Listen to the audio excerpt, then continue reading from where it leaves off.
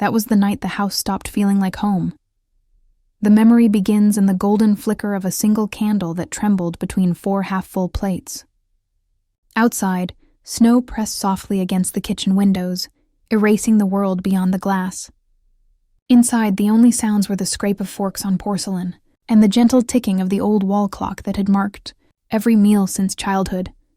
I remember thinking how warm it looked, how a stranger might have mistaken us for a happy family sharing dinner on a winter evening, but warmth can be a mask. Firelight hides as much as it reveals. Helen, my mother, sat opposite me, posture straight as a line drawn by God himself. Her hands moved neatly, cutting, folding, chewing, like she was performing a ritual instead of eating. My father, Raymond, hunched slightly at the head of the table, his fingers smudged with traces of varnish from his workshop. He'd spent a lifetime building things, chairs, fences, even this table. But the one thing he could never shape was silence that didn't feel sharp. And then there was Mark, my older brother, back after years away. His coat hung over the chair behind him, expensive fabric still damp from snow. He smiled the way people do when they're not sure if they're welcome. For a while, we all pretended to chew. So, my mother said, her voice as careful as the edge of a blade, Mark's going to be staying for a while. She looked at me when she said it, though the words were meant for no one in particular. That's good, I said, though my throat was dry. It'll be nice having him home. Mark gave a faint chuckle. Not sure nice is the word. Feels strange coming back after all this time.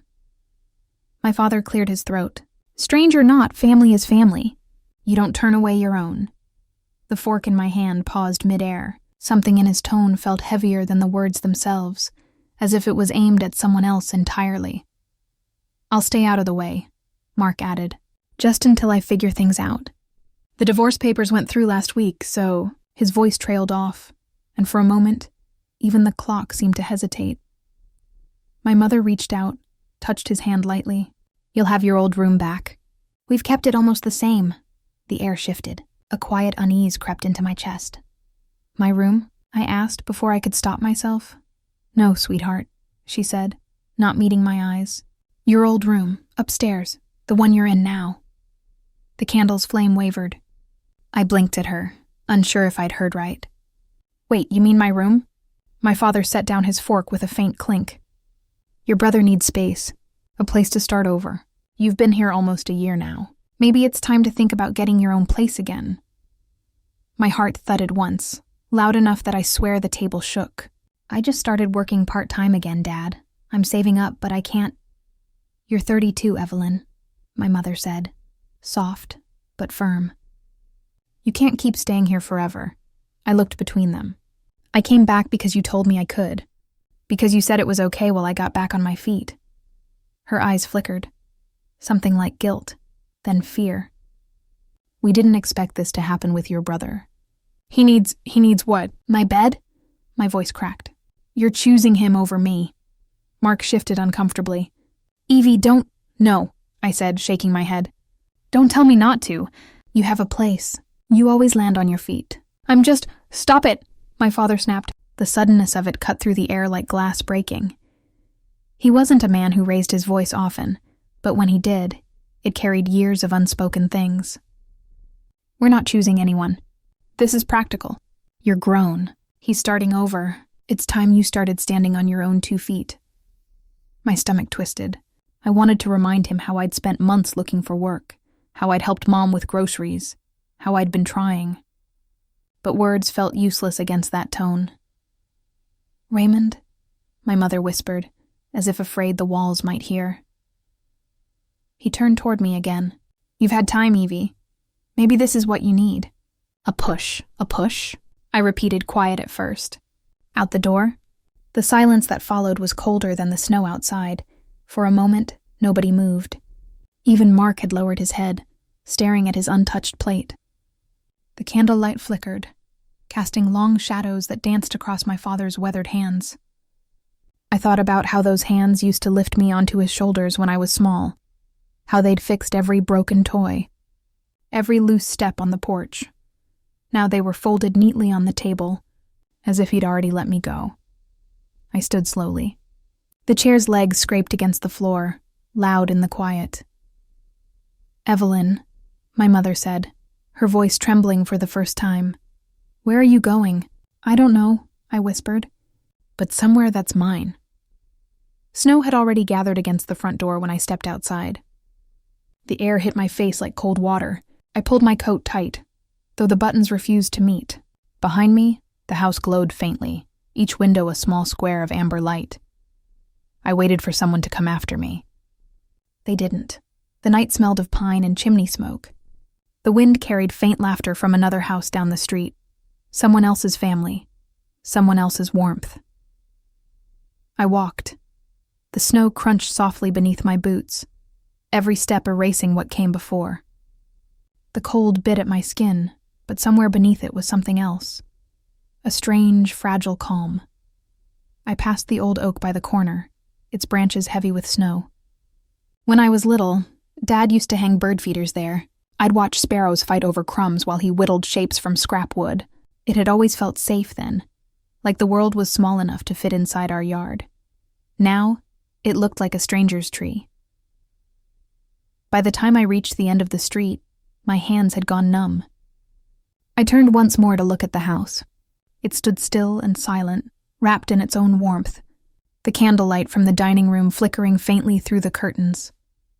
I wondered if they were still sitting there, eating in silence, pretending I hadn't left. My breath rose in small clouds. Snowflakes gathered in my hair. Somewhere, a dog barked, and the sound echoed through the empty night. A part of me wanted to go back, to knock, to apologize, even though I didn't know what for. But another part, deeper and older, told me not to, that if I went back now, I'd never really leave. So I kept walking, past the last mailbox, past the streetlight where the snow looked almost golden. Each step felt lighter, though the world around me grew darker. I thought of all the things that had led me back to that dinner table. The failed job, the sleepless nights, the quiet humiliation of returning to the room where teenage dreams had once lived. Maybe this was what it took to finally let go. By the time I reached the crossroads that led out of the neighborhood, my tears had frozen on my cheeks. I laughed softly, though it came out like a broken breath. "Give up the room," I murmured to the empty air, "or get out." So I did. I don't remember where I slept that night. Maybe in my car, maybe not at all. I just remember the snow, how it fell endlessly, covering everything. The street, the fences, the footprints I left behind. It was beautiful in a way that hurt, and for the first time in years, I felt something close to freedom. Not the kind that comes with victory, but the kind that comes when you finally stop begging a door to open that's already closed. The candle, the table, the warmth. I left them all behind, and the house, once so full of echoes and comfort, became nothing more than a shadow against the snow. That was the night I stopped being someone's daughter, long enough to remember I was still someone's self.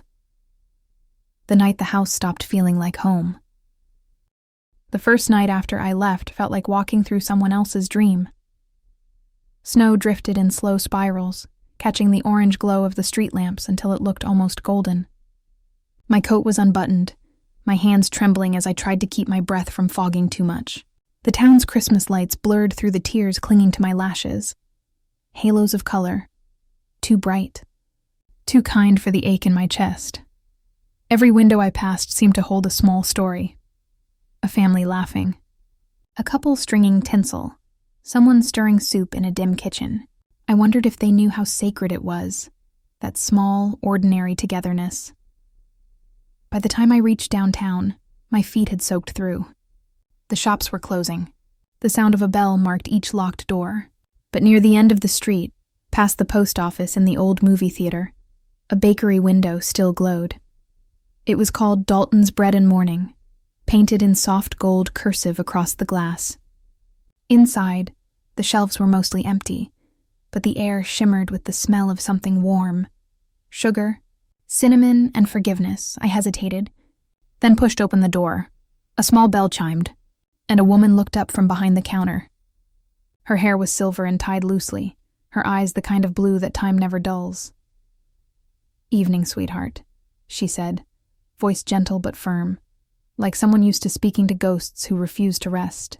"We're closed, but you look like you need warmth more than bread." I smiled weakly. "Just passing through." She glanced at my hands, red from the cold. "No one's just passing through on a night like this." "Sit for a bit." I did. She poured tea into a chipped mug and slid it toward me, then disappeared briefly through a side door. When she came back, she held out a small key. "There's a room upstairs," she said. "Old storage loft I turned into a rental. Cheap, but it keeps the wind out. You can stay a few nights if you need." I stared at her, stunned. "You don't even know me," she smiled. "I don't have to. You've got the look of someone trying to start over. That's enough." And that's how I ended up living above a bakery. The attic room was small, the kind that asked you to duck near the ceiling beams. The walls were uneven, painted a faded cream. But there was a bed, clean sheets, a little desk, and a window that faced the street below. From it, I could see the church steeple and the glow of the lone street lamp that stood like a sentinel over the empty sidewalks. The scent of bread rose through the floorboards every morning. Yeast, butter warmth. It filled the space before sunlight did, and somehow that was enough to wake me. Mrs. Dalton, she insisted I call her Clara, had a rhythm to her kindness. She never asked about the night I arrived, never pried about where I came from or who I was avoiding. She simply handed me a muffin each morning with a gentle, "On the house, sweetheart," and went about, kneading dough as if feeding strangers had always been part of her religion. Those mornings became my first kind of peace. It wasn't until the third day that I unpacked the small shoebox I'd carried out of the house. It held only a few things: an old photograph, a folded scarf, and a stack of letters tied with twine. The letters were all addressed to Grandma Ruth, written in my messy teenage scrawl. I used to send her notes when I was in college, little updates about life, about my parents, about the boy I thought I'd marry. I'd stopped writing after she passed, but I never threw the letters away.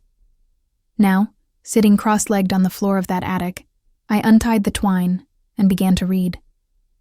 "Dear Grandma, college feels like falling. Not scary, just weightless. I'm painting again. Dad says I should find something practical, but I can't stop seeing color everywhere." I smiled faintly, remembering that version of myself. She had been softer, braver in ways she didn't even understand. Another letter. "Mom says I talk too much when I'm nervous. Maybe that's why I write to you. Paper doesn't interrupt." I read until the words blurred. It felt like hearing my younger self breathing again, alive in ink and hope. Each page was a small resurrection. Back at the family home, though I couldn't see it, the silence I'd left behind had begun to ripple. I imagined my mother moving about the kitchen, rearranging plates she'd already cleaned, trying to fill the space my voice once occupied. My father sitting in his armchair, pretending to read the paper but rereading the same paragraph again and again. Mark must have told them he'd called, and that I hadn't answered. I knew he would try. He always did. But I couldn't face their voices yet, not when mine still trembled inside me. Sometimes, late at night, I'd sit by the attic window and watch the snow fall against the glow of the street lamp. It fell slowly, deliberately, like it was choosing where to land. I envied that, the quiet certainty of belonging somewhere. Days slipped by in a kind of gentle rhythm. I helped Clara in the mornings, wiping tables and stacking loaves in baskets. In return, she let me stay longer. She told me stories about her husband, how he'd built the bakery from an abandoned hardware store 40 years ago. He used to say, "Bread is the most forgiving thing," she said one afternoon as we kneaded dough side by side. "You can ruin it halfway through, but if you give it warmth, it'll still rise." I nodded, though my throat tightened. "Guess people are like that too," she smiled, eyes soft. "Some of us anyway." Her kindness didn't demand anything. That made it easier to breathe. One night, while sorting through the small stack of my belongings, I found my old sketchbook, half filled, the edges warped from years of neglect. I traced the lines of the last unfinished drawing, a window with rain streaking down the glass. I hadn't painted since the day my life had begun to fall apart. It always felt too vulnerable, too close to opening wounds I wasn't ready to look at. But something about the attic, the scent of baked bread, the faint hum of the street below, it felt like permission. So I found a small art store near the library and bought a set of watercolors. That night I sat by the window with a mug of tea and painted what I saw. The single glowing street lamp standing in the fog, the way its light turned snowflakes into tiny stars. Brushstroke by brushstroke, I felt myself breathing differently, slower, deeper. It wasn't joy exactly. It was something quieter. A kind of remembering. There were nights when loneliness would still find me, curling up beside me in the cold sheets. It came without malice, just a reminder that love, once broken, echoes longer than silence itself. On those nights, I'd take out my letters and read them again.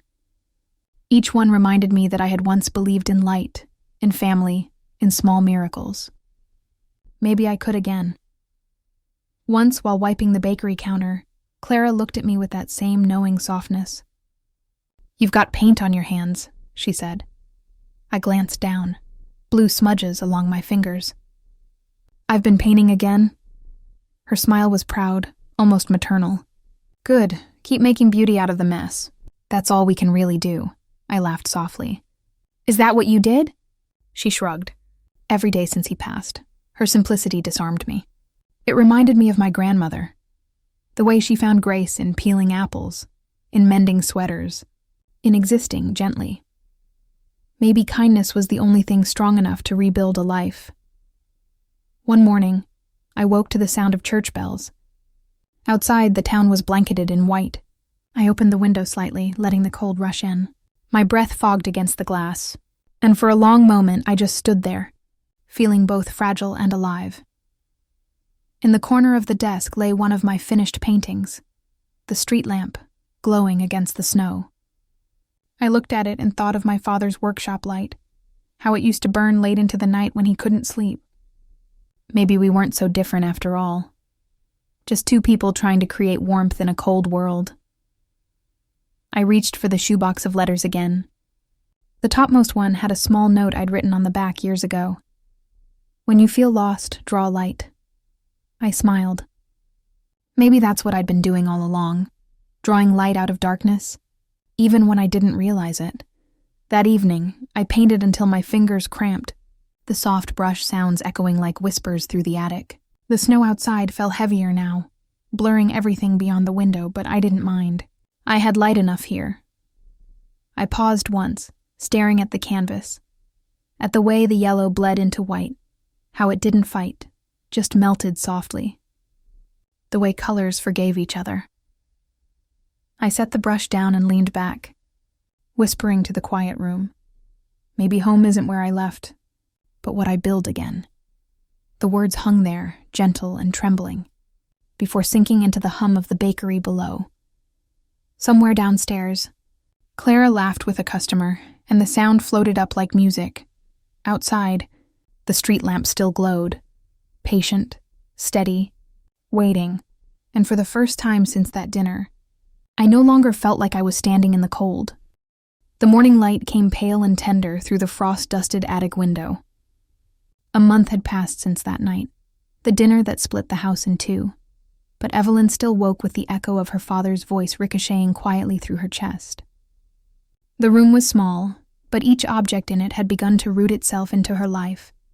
The chipped mug she drank from, the old coat she hung by the door, the paint-streaked easel she'd resurrected from a thrift store. There was peace here, but the kind that trembles when you breathe too deeply. Outside, snow slid from the bakery's awning, catching the weak sunlight as it fell. The smell of baking bread rose up through the floorboards, sweet and steady, the scent of a life that went on, no matter how many hearts paused. That morning, when Mrs. Dalton knocked softly on her door with the daily muffin, she also handed her an envelope. "Came in the morning post, dear," she said with a knowing smile that didn't ask questions. The envelope was cream-colored, slightly wrinkled, with her name written in a hand she hadn't seen in weeks. Her mother's, neat and deliberate, as though the pen itself feared mistakes. Evelyn stared at it for a long while before opening it. Inside was no letter, Only a recipe card, yellowed at the edges, her grandmother's handwriting still faint beneath her mother's notes. At the bottom, a small message written in blue ink. Thought you might want this. Mom, that was all. No, I'm sorry. No mention of that night. Just the pie recipe her grandmother used to make every Christmas Eve, the one Evelyn had loved as a girl. Her eyes stung. She held the card close, inhaling the faint scent of cinnamon that must have come from her mother's kitchen drawer. It was nothing, and yet everything. A truce written in sugar and flour. That evening she baked. The attic filled with the soft crackle of the old oven, the air thick with butter and spice. She moved slowly, deliberately, as though each motion was a kind of remembering, of hands guiding hers, of laughter echoing off tiled walls, of her father humming while drying the dishes. The heat fogged the small window, blurring the town lights into soft halos. When she finally pulled the pie from the oven, it looked imperfect, slightly uneven, one edge too browned. But it smelled like forgiveness. She stood there for a while, eyes closed, holding on to that small miracle of scent and warmth. Later that night, she sliced it carefully and wrapped a few pieces in foil. Mrs. Dalton saw her heading downstairs and caught her at the door. "Midnight snack run?" she asked gently. Evelyn smiled faintly. Something like that. They walked together through the snow-dusted streets to the church a few blocks away, where a handful of familiar faces gathered each night, men and women whose lives had unraveled quietly, but who still met the cold with small talk and laughter. Mrs. Dalton handed out steaming cups of cocoa. Evelyn offered the pie slices. One man, old with a patched coat and eyes kind as candlelight, took his bite and said softly, "Tastes like home." Those words landed somewhere deep. Evelyn smiled, blinking away tears she hadn't expected. "It was my grandmother's recipe," she whispered. When they walked back, the snow began again, slow, steady, unhurried. The street lamps glowed through the flakes, and for the first time in a long while, Evelyn didn't feel entirely alone. Days passed gently. Her paintings grew bolder, colors richer. The loneliness that once filled the attic had softened into something quieter, solitude with a heartbeat. Then, one morning, she heard footsteps on the stairs. Unfamiliar ones, heavier, slower. Mrs. Dalton called up, "You've got a visitor, dear." Evelyn wiped her hands on a rag and went down, expecting perhaps a delivery. But when she saw him, tall, familiar, snow still melting in his hair, she froze. Mark. He looked different. Not just older, but hollowed in the way only guilt can shape a face. He smiled, small and unsure. "Hey, Ev." "Mark," she managed, her voice a whisper. He gestured toward the small cafe corner of the bakery. "Can we talk?" They sat by the window. Outside, the town moved in slow motion. A boy pulling his sled, a woman brushing snow off her car, a dog bounding through slush. Mark's hands trembled slightly around his coffee cup. "I didn't come to talk about what happened," he began. At least not to make excuses. Evelyn stayed quiet, watching the steam rise between them. He exhaled. "That house, it doesn't feel like home anymore. Not since you left. Mom and Dad barely talk. Dad keeps fixing things that don't need fixing. Mom bakes but doesn't eat. It's like they're trying to fill the silence you left."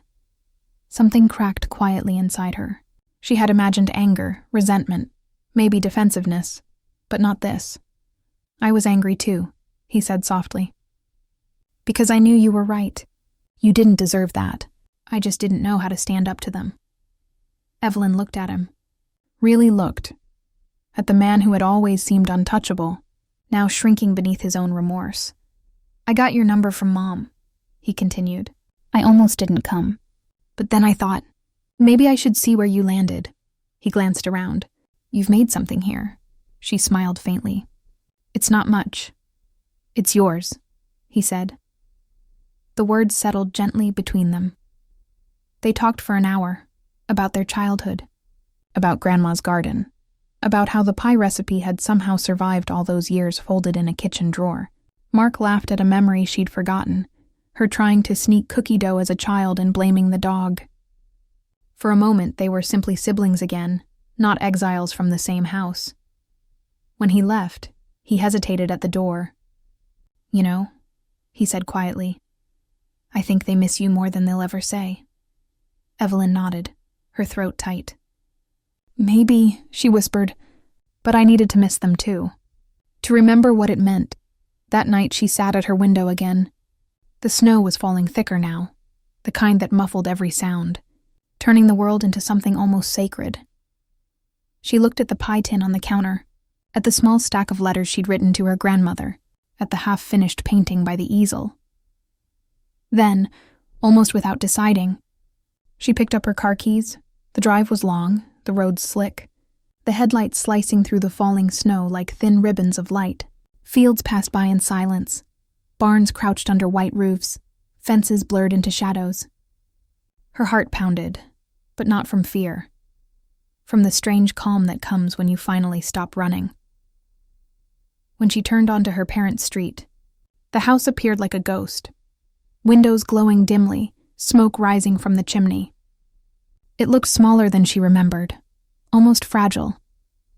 She parked at the end of the drive and sat there for a long time, watching the soft pulse of light behind the curtains. She didn't know what she would say. Maybe nothing at all. Maybe that was fine. She stepped out into the snow. The cold bit her cheeks, the flakes melting on her lashes. Each step toward the door felt like walking through years. The porch creaked under her boots. She could hear the faint sound of the grandfather clock ticking inside, the same steady rhythm she'd fallen asleep to as a child. For a moment, she just stood there, her breath clouding in the winter air, her hand hovering near the doorbell. Then softly, she whispered to herself, "It's just a house." But even as she said it, her voice trembled, because somewhere deep inside, she still hoped it could be more than that. She pressed the bell. From inside came the faint sound of movement, footsteps, a chair scraping. The door light flicked on, and through the frosted glass, two blurred figures appeared, her parents, standing side by side.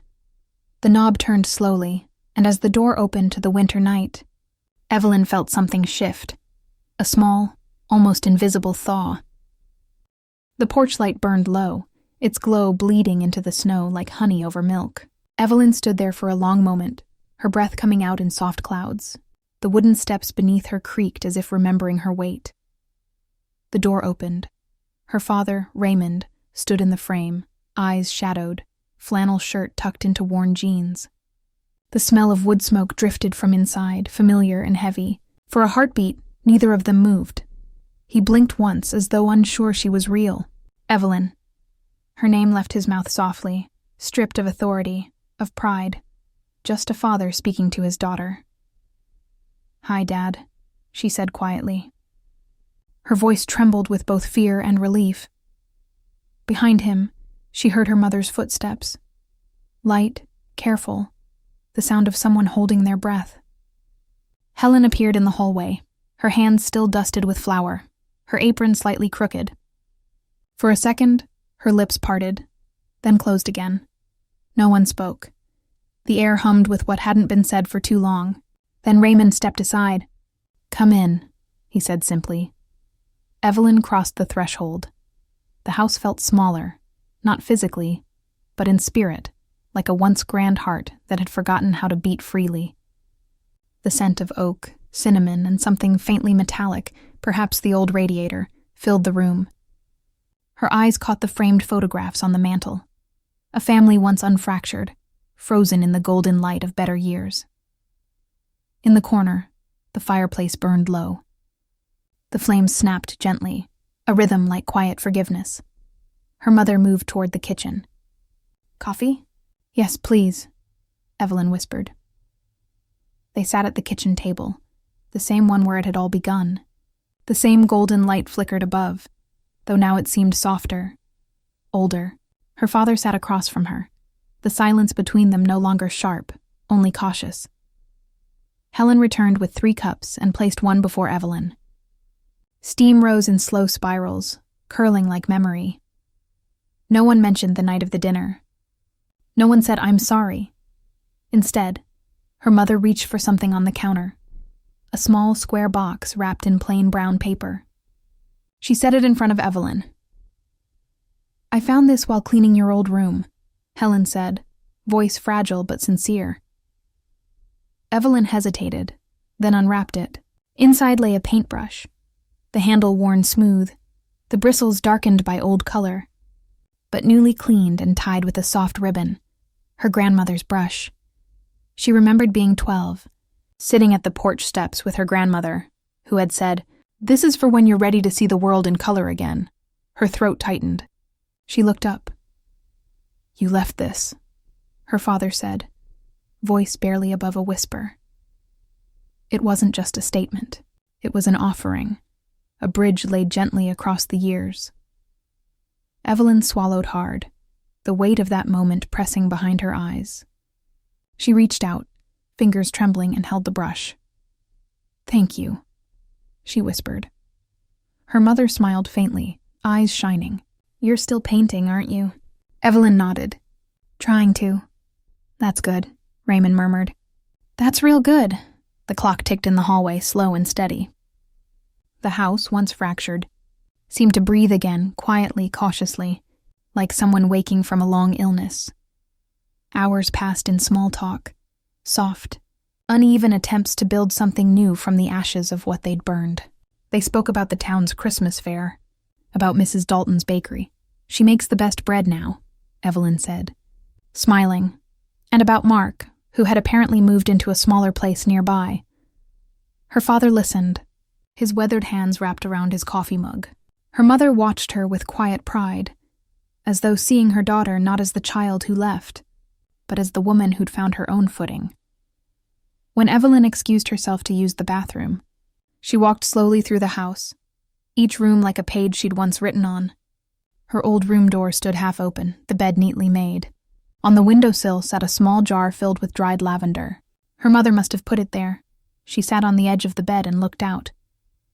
The snow was falling again, the kind that drifts more than it lands, soft, infinite. She touched the brush in her hands and felt something loosen inside her, a quiet warmth that wasn't forgiveness exactly, but something close. Downstairs, she heard her parents talking in low voices. The tone was gentle. No shouting, no blame. Just the slow, hesitant rhythm of people who've begun to remember love through absence. Later that evening, they ate together. Not a grand dinner, just soup and bread. Her father lit candles anyway. "For your grandmother," he said. They ate mostly in silence. It wasn't heavy anymore, just full. When it was time to leave, Evelyn stood near the door, coat in hand. Her mother pressed something else into her palm. A folded napkin with a small square of pie wrapped inside. "Still her recipe," Helen said softly. Evelyn smiled, a tear catching light on her cheek. "It tastes better when you make it." "Come by again soon," her father said. "No. Expectations? Just come," she nodded. "I will." He hesitated, then reached out, not for a handshake, not for a hug, but for her shoulder. His hand rested there, firm, steady, wordless. It was enough. Outside, the night was clean and endless.